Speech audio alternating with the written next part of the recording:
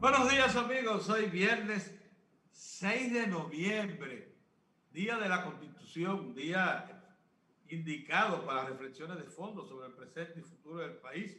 Estamos los tres, buenos días don Orión, buenos días don Moza. Buenos días. Buenos días. Jóvenes, yo, entre otras cosas, quisiera destacar un evento importante desde el punto de vista económico para el presente y futuro del país que hubo ayer, este viernes de 6 de noviembre, que es un día más que se celebra el establecimiento de nuestra Constitución. Me gustaría que don Orión ahorita, cuando tenga oportunidad, lo reflexione y lo ponga en el presente, pero yo quisiera también aprovechar para una reflexión de fondo. Ayer se inauguró unos trabajos que tienen una inversión aproximada de 300 millones de dólares allá en Boca Chica para construir un tanque de almacenamiento de gas natural licuado con capacidad para 120,000 metros cúbicos. Una empresa que se llama Energía Natural Dominicana, ENADOM, que es una asociación de AES International con varias empresas dominicanas, Interenergy, de González Bunter, los muchachos de Santiago, García y Estrella, y otros más del ambiente nacional, porque lo que procuró aquí AES era precisamente motivar ese tipo de asociación. Vino Ignacio Rubiolo, que es el vicepresidente encargado de toda Centroamérica y Caribe, de AES International, a esa ceremonia. Una empresa que se llama POSCO, coreana, es la que va a ejecutar la obra. Estará en pleno servicio en el 2023. Pero oigan la importancia que esto tiene. Al almacenar, adicionalmente al almacenamiento que ya tiene AES ahí en Andrés, 120,000 metros cúbicos de gas natural licuado, eso quiere decir que el país se convierte en el centro de recepción y almacenamiento más grande de Centroamérica y el Caribe de gas natural. Primera cosa, acuérdense que AES había preparado sus instalaciones para convertirse también en un suplidor a medianas embarcaciones, de esas tanqueras que transporten gas natural. O sea, de hecho, AES hace ya unos meses que le está supliendo el gas natural que consume una planta gigantesca de 300 megavatios que opera en Panamá, que se alimenta con gas natural, pero también cualquier otra de la zona podrá hacerlo. Ahora, ¿por qué ayer incluso el presidente de la República, que pronunció el discurso inaugural, don Luis Abinader, destacaron esta obra? Porque esta obra le permite, y ya se lo anunciaron, pensar ya en un gasoducto hacia el Cibao desde la capital, que esté en capacidad de suministrarle gas natural a todo el que esté en el camino. Y entre los que están en el camino están una generadora que se llama Palamara La Vega, de 150 megavatios, propiedad, como ustedes saben, de una empresa española que estuvo aquí por mucho tiempo. Y además plantea la posibilidad de que este mismo consorcio promueva, ya sean ellos o un asociado a ese grupo, la construcción, la erección de una planta de 300 megavatios, una turbogás de 300 megavatios en Santiago, para comenzar ya a independizar la región del Cibao, de esa dependencia tremenda que tiene de energético, principalmente de electricidad de la capital. También plantea la posibilidad de que el país comience a utilizar el gas natural en los hogares. Ustedes saben que el gas natural es mucho más eficiente y barato que el gas propano, aunque demanda, es mucho más exigente en su manipulación. Eso sí, eso no se puede poner en manos de cualquiera, porque es 15 veces más potente, tiene más fuerza concentrada que el GLP. Lo que aconteció ayer es, como les digo, una obra importante. Yo no sabía que un tanque, Orión, tú debes reírte con esto, cueste tanto cuarto, cerca de 300 millones de dólares. Yo digo, pero bueno, hay que suponer que eso ya conlleva muchas instalaciones complementarias y todo eso. Eso por un lado. Yo quería también, ya que hoy es viernes, pasar revista a las experiencias acumuladas hasta ahora, hasta hoy viernes, de la iniciativa del Estado Dominicano de iniciar el año escolar a distancia. Muy bien ha dicho el ministro de Educación que es un año escolar a distancia. Miren, cualquiera que sean los resultados que terminen recogiéndose de este experimento importantísimo, sumamente costoso, esta iniciativa tiene costos aproximados a los 50.000 millones de pesos. Para incorporar una nueva forma de impartir educación, docencia en la nación dominicana, de seguro que nos va a traer experiencias importantes. Lo primero, digo yo, don Orión, don Mozart, este proyecto nos acelera en la incorporación a lo que yo llamo ya la versión de la cuarta era industrial.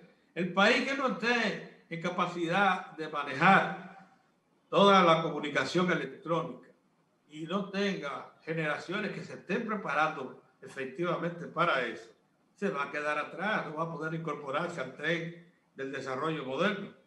Y así sea a empellones, como está pasando en este caso, que la pandemia nos está obligando a salir de las aulas para ir a la casa a recibir señales de comunicación electrónica, ya sea por televisión, por radio, ya sea directamente con la línea de internet al computador o a la tableta. Eso es un paso adelante que no se preveía que pudiera darse en el corto plazo. Sin embargo, estamos rápidamente incorporándonos a esta experiencia. Cualquiera que sean los resultados, de seguro que van a ser mucho más importantes que habernos cruzado de brazos y dejado pasar sin uso esta experiencia. Junto con lo que aconteció ayer en Boca Chica, en Andrés Boca Chica, la ADIE, la Asociación Dominicana de la Industria Eléctrica, informó que ya la energía que ellos suplen en lo que va de año tiene un promedio de costo de 7.19 centavos de dólar el kilovatio hora. Y que eso es un hito para el país. Lógicamente, como todos, eso es un 40% menos que como estaba la energía ya el año pasado, el promedio a que se vendió el año pasado. Y si es un 40% menos, estamos hablando de que era 12 o 14 centavos de dólar, ¿no? No es así, luego yo, levándole un 40% a eso. Sí. Esto es trascendente, pero esto al mismo tiempo plantea que si se está garantizando que un 80 o un poquito más de un 80% de toda la electricidad, toda la energía que se envía a líneas, esté producida con carbón mineral, que es aún más barato, y con gas natural, que es más barato también que cualquiera de los derivados del petróleo, ya estemos a las puertas entonces de elaborar una tarifa técnica a un precio que sea predecible y que no esté moviéndose como se mueve cada mes en la Superintendencia de Electricidad, para que todo el que venga, todo el que tenga negocios, empresas, sepa lo que va a pagar y proyecte cualquier desarrollo. Creo que esos son pasos, insisto, importantísimos para el país. Y con eso quería iniciar, la verdad que sí, con este tipo de reflexiones. Es que los dejo a ustedes. Bien. Algunos datos que deben ser continuados del programa que es de ayer de nosotros están dados de la declaración que dio el encargado de la misión de la comisión del Senado de la República, que dijo que fue el directorio ¿cómo le llaman? El directorio del Partido Revolucionario Moderno, el que le dijo que no al candidato que estaba, ¿cómo se llama? Al candidato a la Junta Central Electoral. No llegó a ser candidato, o sea. No, él era un aspirante.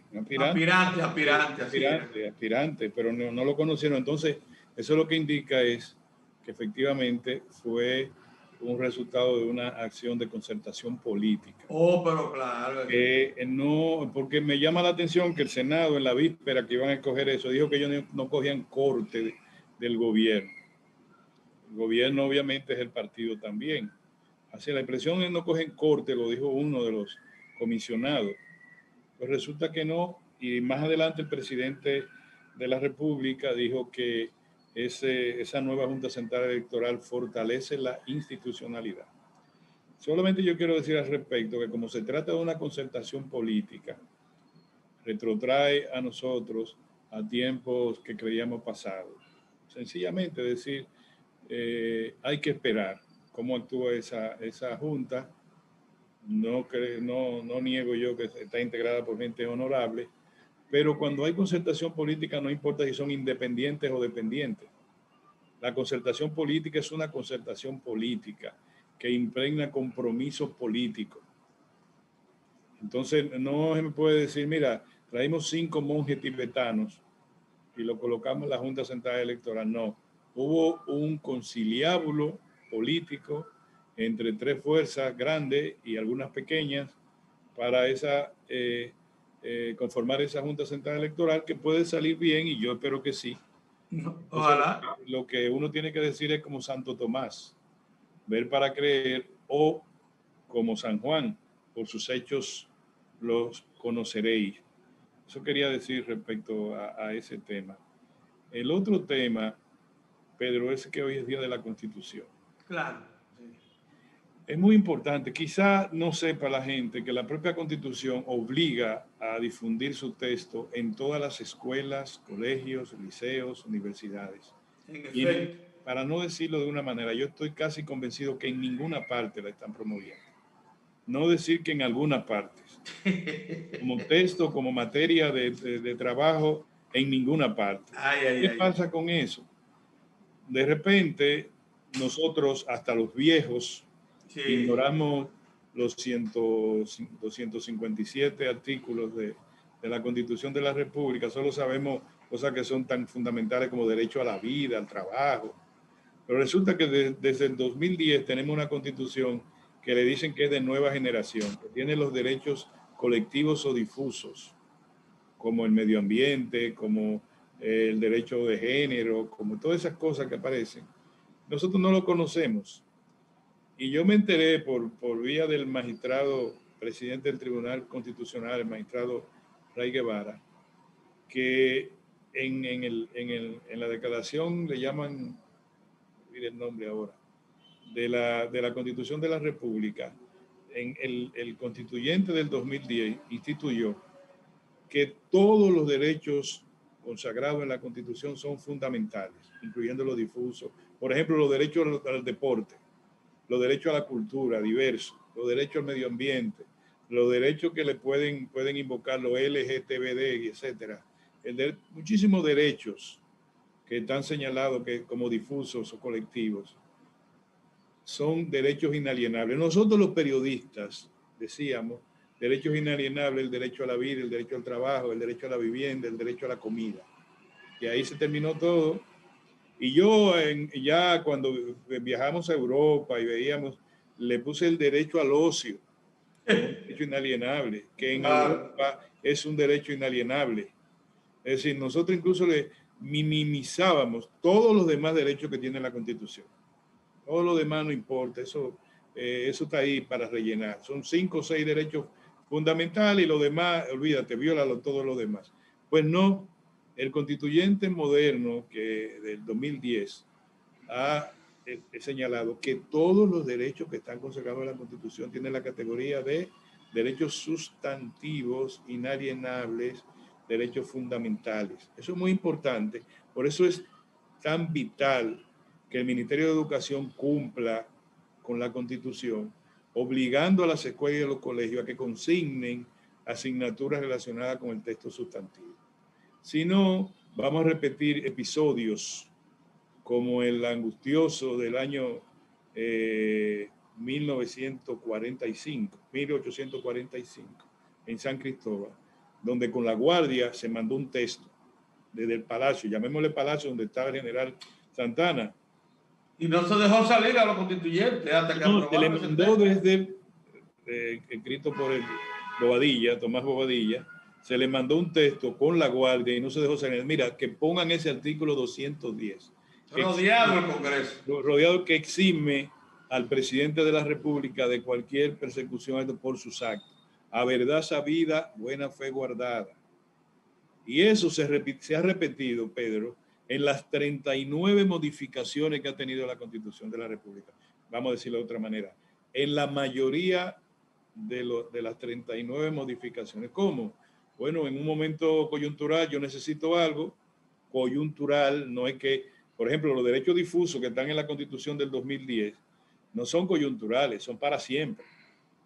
Aquí tenemos artículos transitorios, artículos menos transitorios, artículos posibles de quitarse, artículos posibles de ponerse, artículos posibles de jerarquizarse. Eso hay que dejarlo. En Estados Unidos hay como ¿cuántas? 5 enmiendas, importante, 5 enmiendas. Ya, y la Constitución tiene 200 años. Se han hecho 5 enmiendas.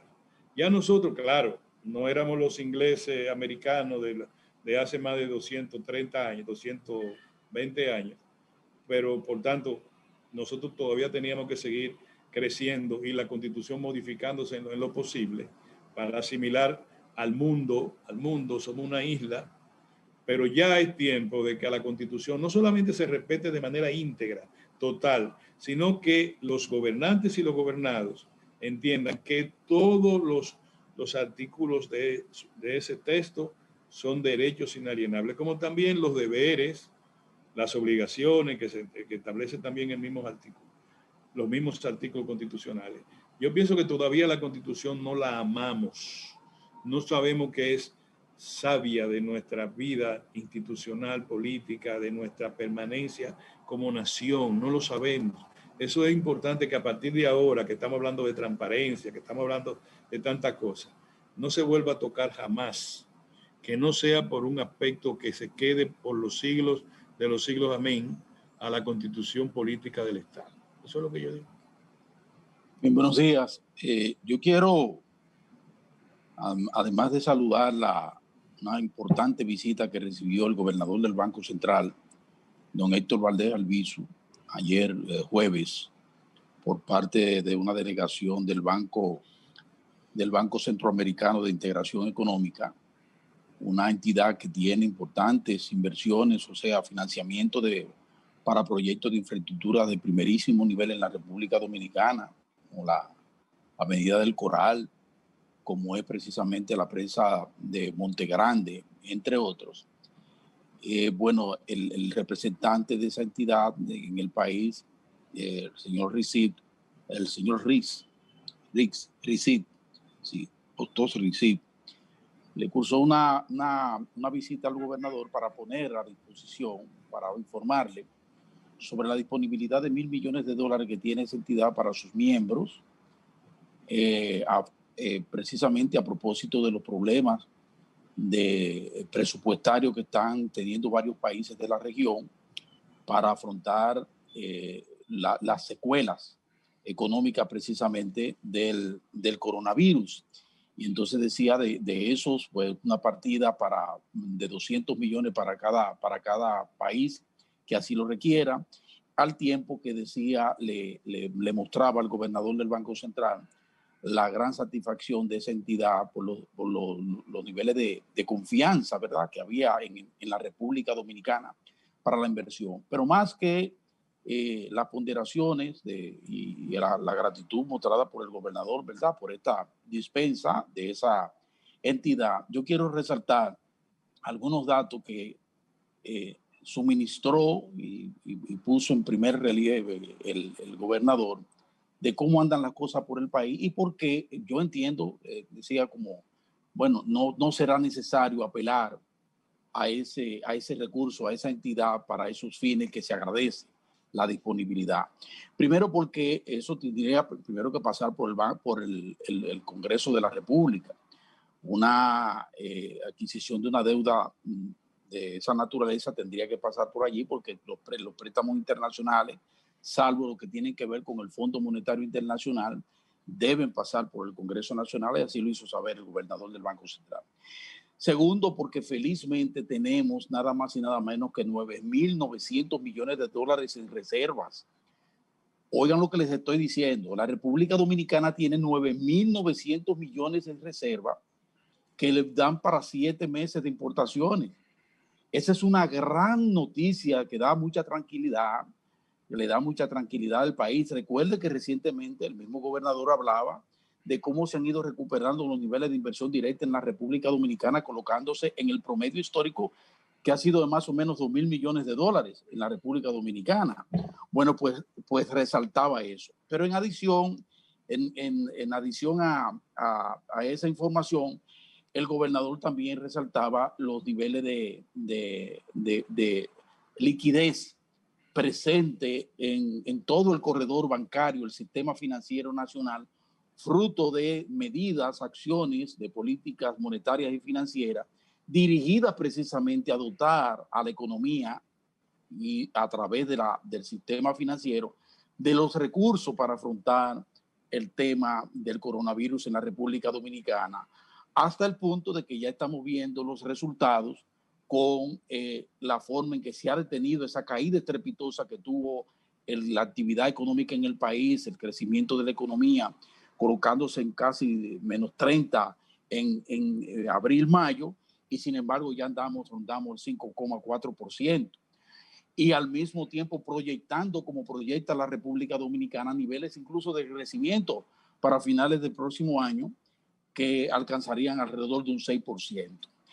Y yo pienso que esta visita es muy importante por parte de esa importante entidad que es, y reitero, el Banco Centroamericano de Integración Económica, pero al mismo tiempo nos da mucha tranquilidad y mucha satisfacción en el país conocer que la República Dominicana continúa teniendo una economía robusta y que hemos afrontado con éxito, estamos afrontando con éxito una situación de pandemia que lamentablemente otras naciones que son también miembros, es a través de los bancos centrales, quiero decir que se otorgan esos recursos a lo que hace referencia el representante del Banco Centroamericano, esos 1.000 millones de dólares.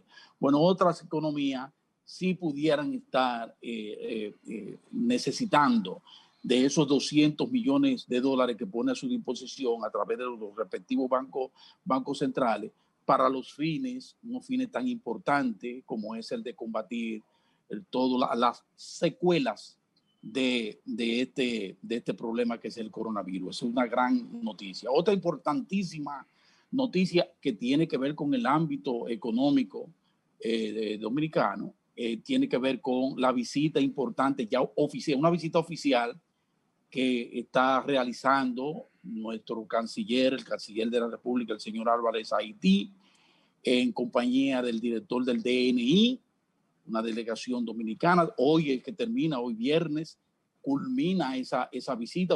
Es una visita muy importante porque recuerden ustedes que ya desde hace un buen tiempo estamos bregando, estamos en una situación de acercamiento con las autoridades de Haití a los fines de esclarecer algunas cosas importantes, puntuales para la buena convivencia, el caso de la delimitación territorial, que es muy importante para ratificar puntos entre las naciones, pero al mismo tiempo situaciones que se vienen dando y que se agravaron en estos días con el tema del comercio bilateral, un comercio bastante importante para las dos naciones, genera más de 500 millones de dólares, un comercio que maneja 500 millones formal, decimos nosotros contablemente, lo que se conoce, lo que se puede contabilizar.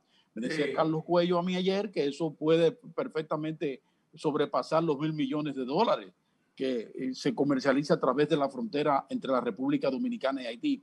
Pero en términos contables superan los 500 millones y eso de por sí se convierte Haití en nuestro segundo socio comercial. Pues ha habido situaciones que se han estado dando y felizmente a partir de este viernes, de ayer jueves precisamente, se abrió la compuerta de ese comercio que estuvo cerrado, del comercio bilateral, o sea, los haitianos permitieron ya la entrada, el ingreso sin mayores dificultades de productos provenientes de la República Dominicana y viceversa, en ese intercambio fluido importante.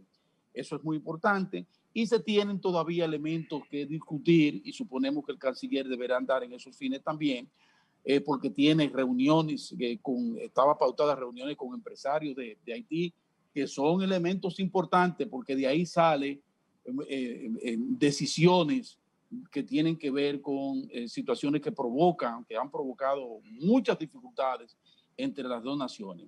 Entonces ahí se va a discutir temas como el de los $800 adicionales, que en estos días le marcaron ahí en forma unilateral el gobierno, las autoridades haitianas por carga a la República Dominicana, y que llevó a la República Dominicana a abrir el espacio, la posibilidad, porque oficialmente no se ha dicho, de tener que acudir incluso a la Organización Mundial del Comercio por la unilateralidad y porque eso rompe con el esquema, con los protocolos establecidos por la Organización Mundial del Comercio. Pero para bien, hemos recurrido a esta jornada encabezada por el canciller, junto con el director del DNI. Eso tiene mucho sentido.